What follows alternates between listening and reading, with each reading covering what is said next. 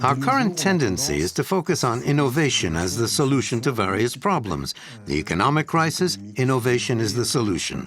Climate change, innovation is the solution. The environmental crisis in general, innovation again. Innovation has really become a universal remedy. It rests on the idea that we live in an extraordinary time for innovation. Many arguments support this. The digital revolution was, of course, an extremely important innovation. At the same time, from a historical perspective, we can consider that between the end of the 19th century and the beginning of the 20th, with telegraphs, telephones, etc., these technological revolutions were just as important. A world without electricity is a very different world from the 20th century world. There have been other incredible inventions in the past as well.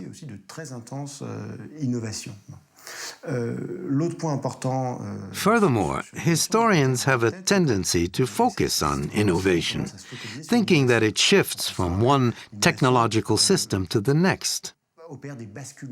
The historians show that innovation and the technological world in general should be considered as layers which can be added up.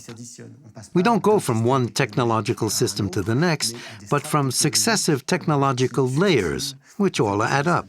We don't go from one phase to the next, we stack layers of technology. This makes us reconsider the claim that innovation can solve any problem. Because even if we produce renewable energy, etc., and innovations in that field, it will not suddenly replace an entire energy system.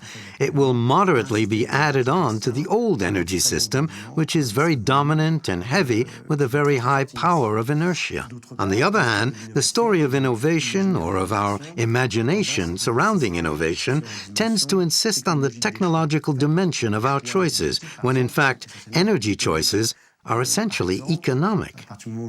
For instance, when Americans began to produce shale gas, their coal lost a great deal of value and it started being worth importing it to Europe to be burned in European coal-fired plants.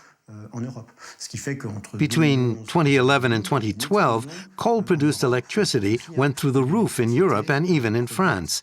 This means that our idea in which energy systems succeed each other, whereby we would go from coal to oil and so on, things don't happen this way at all.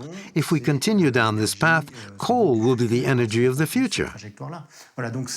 This vision of our technological history puts our current obsession with innovation into perspective.